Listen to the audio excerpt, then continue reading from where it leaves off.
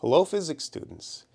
In this video, you're going to learn a new way to diagram the electric field patterns around charged objects.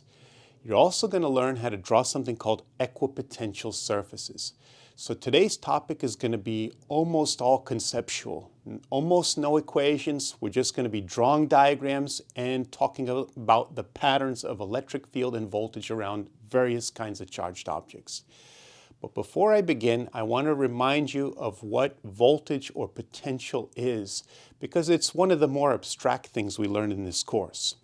So, voltages are like batteries or electrical outlet, but basically it could be any device that delivers energy to charges, electrons or protons, when they move through the device. So there's always a starting point and an ending point. Or in a battery, there's a positive terminal, negative terminal. Or with an electrical outlet, there are two prongs. You always need 2 points to determine the voltage or the energy that the charges get when they move through the device. Now let's suppose I have this device that's just a marker, but let's pretend it's an electrical device that has 1 volt. What that means, if I put it next to my arm here, and I put like a free proton, it'll accelerate through this device and hit my arm with a certain amount of kinetic energy. If I figure out that kinetic energy for the 1 volt, and then I put that kinetic energy over the charge on the proton that flew through that voltage, I would get that 1 volt value. So then I put this down and I get another device, and this is now 1,000,000 volts for whatever reason. I put this next to my arm, I release a proton here. Now instead of the proton hitting my hand like this, it would go and really smack me with a lot of energy, relatively speaking, compared to the previous device. When I take that energy and divide by the charge on the proton, I get 1,000,000 volts. So a big number doesn't necessarily mean there's a lot of total energy there. It's still only 1 proton smacking me. I still wouldn't even feel that 1,000,000 volt proton accelerated through 1,000,000 volt. So it's down to what's happening to single electrons or protons or possibly ions. In other words, it's submicroscopic, these voltages. This battery is 1.5 volts. If I were to pull out 1 single molecule, you can't even see it, and I let an electron move in that chemical reaction, it's still 1.5 volts. It's not like a zillion to that because it's like just 1 molecule. So then, how do you accumulate a lot of energy? Well, what you need is voltage and charge. When the product of these two is big, then you get a lot of joules in energy. Like the wall outlet, I have one down here. You can't see it, it's not on the camera. It's 120 volts. And then there's a lot of electricity that can come off the telephone poles into my house, a lot of charge, so I can get a lot of energy. The Van de Graaff, remember, was 200 or 360,000 volts, not 120. So we had more slamming of each electron, but there weren't many electrons on the Van de Graaff, so I could take that spark in my hand and they zapped me, and it was not fatal. So it's a combination of the two that delivers energy. So again, I just want to remind you that because it's so abstract. But today I want to also point out that voltage has something to do with an electric field. If I put this and the protons or electrons, whatever they are, slam into my hand, there must have been a force to accelerate them. They won't accelerate without a force. We learned that in mechanics. And we learned earlier in this topic, if there's an electrostatic force, there must be an electric field. So now imagine I've got a pipe here, a tiny pipe for protons, and there's an electric field here. If I put this proton at this end of the pipe, the electric field will create a force like this and accelerate this, and whew, it shoots out the end and it smacks into my hand. So as I said, there's a certain joules per coulomb of that charge and a certain voltage. But another expression in physics is that a voltage is an electric field times a distance. And that's kind of like the same idea. More electric field, more force to accelerate that charge into my hand, and more distance gives it more time to accumulate velocity. So it's the electric field and the distance, the product, that also tells me how much each electron will smack my hand. However, the electric field must be aligned with the path. Here's the same pipe, the same distance, but I've turned it 90 degrees. Now if I put the proton here, it'll feel a force to the side like this, and it will not accelerate to the end of the tube. So this same tube, same electric field, oriented 90 degrees to each other, and I have no voltage. So any path that's perpendicular to electric field has no voltage across it. Any path aligned with the electric field has voltage across it. Okay, so that's the idea. Let me create a pause to allow you to copy this down. All right, so let's move on. That's one concept. The next thing that I want to talk about is electric field line diagrams. If you were to flip back in your notes to the first day I talk about electric field, you don't have to, but if you did, you would see a diagram with a plus and then a whole bunch of arrows. I had 24 arrows around one proton to give you the pattern that the electric field points away from a proton, and at a given radius it has the same value all around, and then as you go further out it has the same value all around but weaker. Go further, the arrows get even shorter but the same value all around. There's a lot of drawing. 24 arrows is pretty tedious to draw that pattern. There's a simpler way you could do it. The electric field line diagrams. What you do is you take a proton and you just take arrows that start right on the proton or any positive charge. And they have to start right on the charge. You have to be very precise here to show the pattern as accurately as you can. And you just make the lines go out to infinity. Simple, simpler. Here's how we can get the information about the electric field pattern. First of all, it comes out of positive and goes into negative, as we see here. I'll talk more about this diagram in a second. And so that's what we see, out of positive into negative, and that tells us the direction of the electric field. The field lines never cross because these represent the net electric field. And if the lines were to cross, don't draw this, but let's suppose I had a field line like this and another one like that. That means right at this point, there are actually two electric fields, one that goes this way, one goes that way. And that doesn't make sense because there can only be one net of anything. You can't have two of the net because then it's not the net. So the field lines can never cross. At any one point, there must only be one net electric field. Also, the information about the magnitude of the electric field, the field lines are closest together where the electric field is the greatest, which is right near the proton. You see how concentrated the field lines are? They're close together. That means E is big. Whereas out over here, the electric field lines are far away from each other. That means E is weaker out there. And the last thing, the more field lines you have coming out of a charge, the more the charge is. That's intuitive. Like let's suppose this is 10 coulombs. Then this would obviously be -5 because there's half as many field lines. So it's just kind of like a conceptual, there's no exact value, but if one charge is double, the other one should have double the field lines. That makes sense. All right, so let me create a pause here to give you a moment to copy this down if you need to. All right, so how about equipotential surfaces? So remember, when you're moving perpendicular to electric field, there's no voltage from one side of your path to the other. In other words, I could say this point and this point are equal voltage because there's no delta V between these two. And in other words, equal voltage is like an equipotential. This tube is an entire thing of equal voltage. It's an equipotential. So you can draw these surfaces that are equipotentials if you follow these rules. If you draw a surface that's always perpendicular to any field line it crosses, then the voltage difference along that path is 0. In other words, it's an equipotential.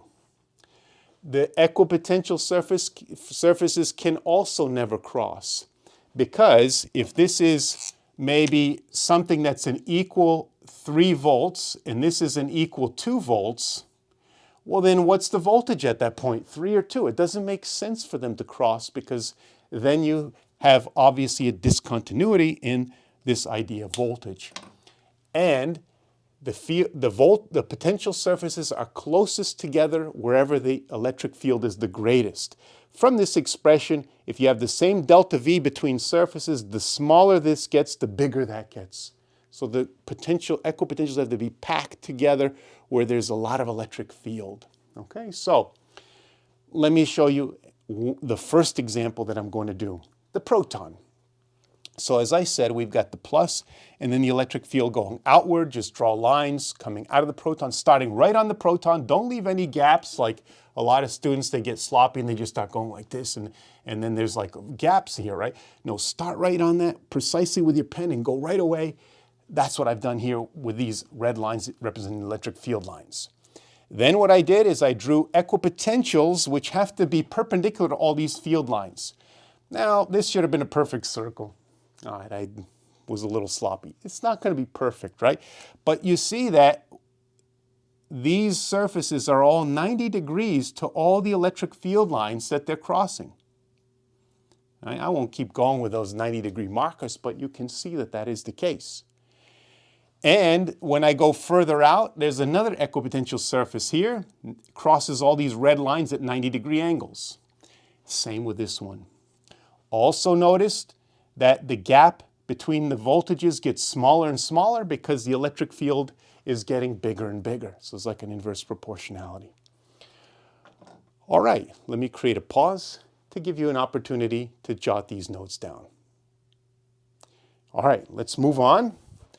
Now I'm just going to do a bunch of other examples. So that's all. You know the concepts at this point.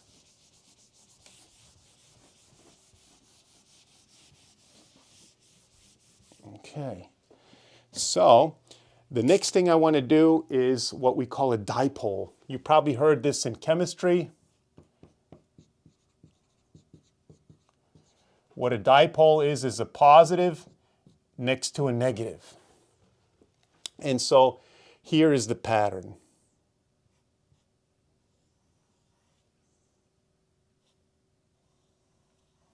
Okay, so if I just draw these two like this, what'll happen is eventually when I draw a field line coming out like this and one coming in, it's going to cross. So I can't just have them going straight out from the positive and straight into the negative. What I have to do is I have to, let's see, I use red for electric field, is I have to make this come out of the positive but then go into the negative. Next, I'm going to take this one and rather go straight out, it's going to curve into the negative like this. And what I want to do is stay symmetric. The pattern should be the same above and below. There's no reason why it wouldn't be. And then there's another one that kind of goes out like this and goes into the minus. So it comes out like this into the minus. Maybe one goes up like this into the minus. So I want to make that same one down here. Again, all the way to the minus. Don't stop with an arrowhead like this. All right, bring it all the way in. Oops. And then one like this. We'll curve all the way around. And then I'm going to repeat that. Make a symmetric one down here. This one, maybe it goes way up over here through my words of example 2 and comes down here. And this one, to stay consistent, I'll also not connect these two, but it comes all the way down like this, and then one possibly out like this, and one coming in like this. Another word of caution, when you get close to the minus, I'll do it down here. A lot of people also kind of lose their focus and they start doing this. Okay, out of positive into the negative, and then they go like this. And they start having them come together in one point. That is no good. You should have a gap between all field lines at all points, even when they meet at the charge. So again, be very careful.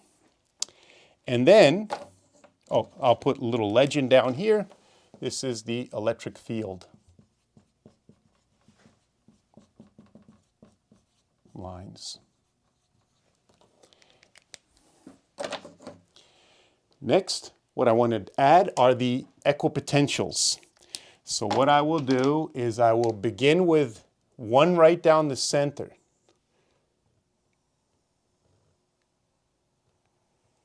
This actually, more than you need to know, is voltage zero line. Notice how it hits all of these at 90-degree angles. And then I'll draw one right here. And this is going to be tricky. I got to curve this around and come and hit all of these at 90-degree angles. See how I'm doing okay? All right, got to curve this a little bit more, hit it at 90.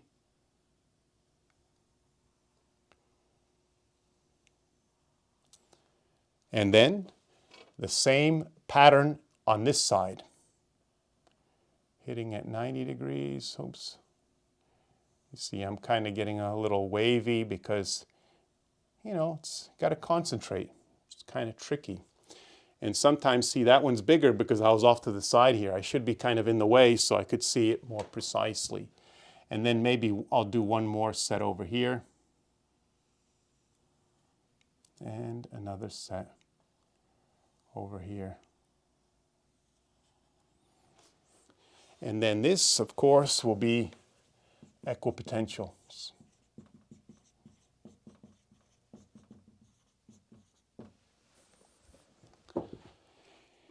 Also, I'm going to put in some voltages. It's not too critical, but this, when you go with the electric field, you're actually going down in voltage. So this might be like -2 volts. And this one might be like -4 volts, whereas this might be +2 volts, this one, and this one +4 volts. Okay, so just some numbers to throw in there if you like. But again, notice how carefully I made all these cross at 90-degree angles, the best of my ability. So, let me make some room for the next example.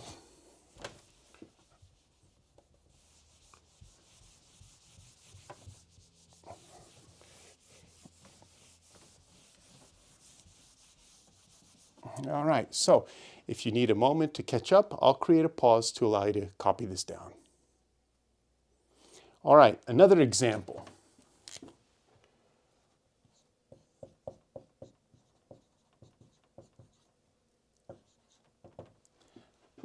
Plus and a plus next to each other.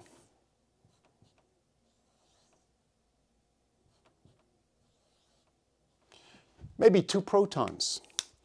Now, again, this has electric field lines going away from it, and this one has electric field lines going away. If I just go away and away, they're going to cross up here. So what I have to do is I can't make them curve into one because they both make electric fields go away from each other. So that means they're going to have to curve away from each other. So this will have to sort of go like this, and this one will have to go like that. And down here,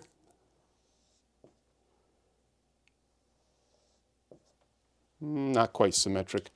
Let me try and fix that up a little bit. I guess this one's bad too, but obviously, you know, there'll be a little fluctuation, won't be perfect. And then these kind of go like this. See what I'm doing? I'm going into patterns so that I could try and replicate these should all be the same. And then the next ones maybe like here. I'll do all of these together because they should all have the same pattern of curvature. And maybe one more out like this and out like that. That's the only way to make the electric fields come out of the 2 pluses without crossing. And so we will say these are the E lines.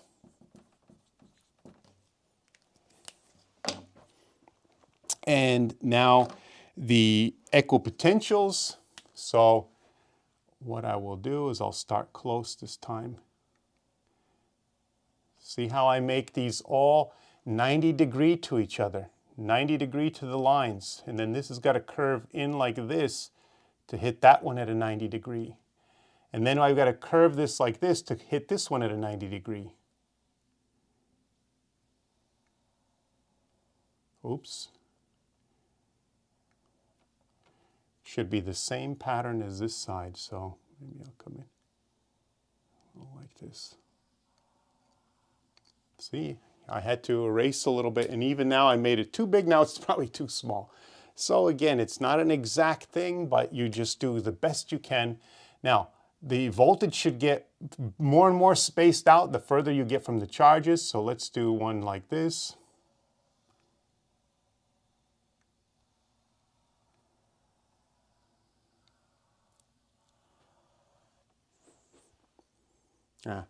Bigger gap here than there. A lot of things going wrong for me today. Let's try and fix this up.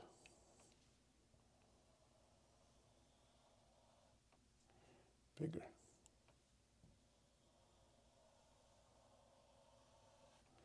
Well, maybe a little bit better, but let's try fixing this side. All right, maybe that's now looking pretty good. And then one way far out like this maybe.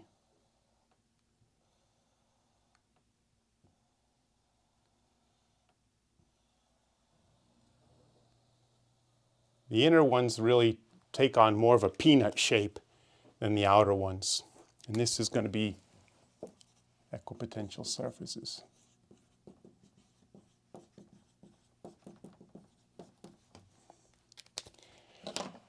Let me do a little fix-up on these when I erased.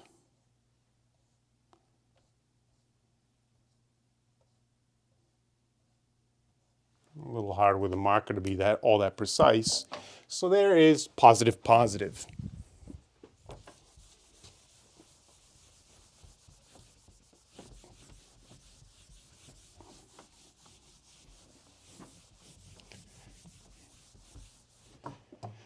Okay, so if you need a moment to catch up, I'll create a pause to allow you to copy these down. All right, the other example I could, oh, and by the way, I forgot to add in some voltages. Maybe this would be like positive 2 volts, this would be positive 4 volts, and this would be positive 6 volts. Oh, I have it the other way, sorry. 6, 2, 6, 4, 2. Should get more and more positive voltage as you get closer and closer to positive charge. So the other example I could do, which I won't, is minus minus. It's the same pattern, minus minus, except all the arrowheads on these red lines would be here on the charges because it'd be coming in.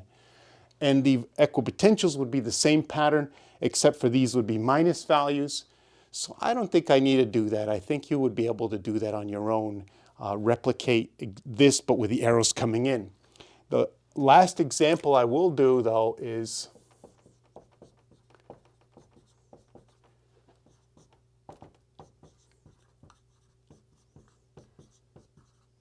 an example where we have charged parallel plates. This is actually a very common thing that happens in electrostatics, particularly when you get into more advanced topics of physics, but it is part of the Regents. Two metal plates that are parallel to each other, and they're oppositely charged. So this is plus, plus. Maybe this plate is positive, and this plate is the same number of coulombs but negative. So 6 positives, then I put 6 negatives on that one. And these plates are like, picture like a piece of plywood and a piece of plywood next to it, but they'd be metals, right? So like two-dimensional or sheets of paper but metal next to each other. And they are really closer together than this. They're generally very close compared to the size of the plates, but I'm just drawing them farther apart so we could see the pattern. The reason why these are used a lot in physics is they end up creating a constant electric field, or pretty constant. And the electric field will go from plus to minus. Again, don't do this, right? See, oh, that's sloppy, right? You have to start exactly on the positive plate and go exactly to the negative plate. I think I'm messing up. These should be all equally spaced from each other. Well, not bad, but this one needs to be fixed.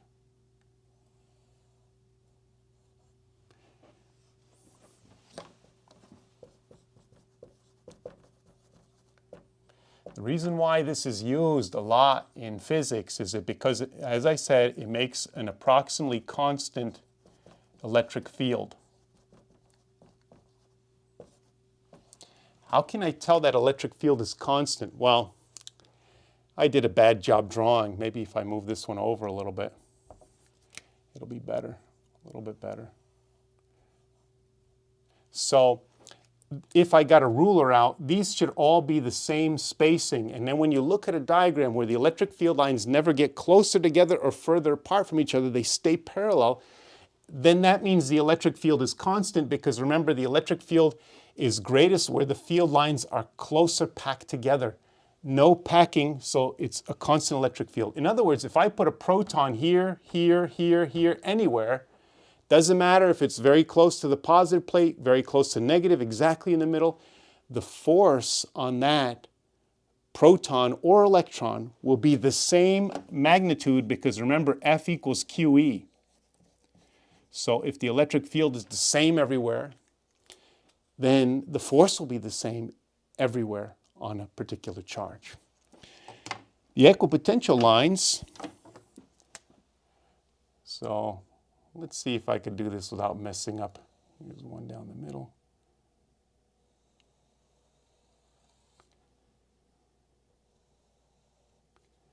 Oops. The answer is no. Okay, that's better. And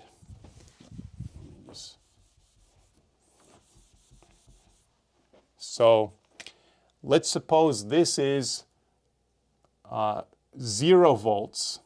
This might be positive 2 volts. This line might be positive 4 volts. And this might be positive 6 volts. And the other plate will be positive 8 volts. And so there are the equipotential lines. Notice that's the only way to make them all 90 degrees from the electric field lines. Also, the gaps have to be the same to show that, again, the electric field is constant throughout that region. So here are the equipotential lines.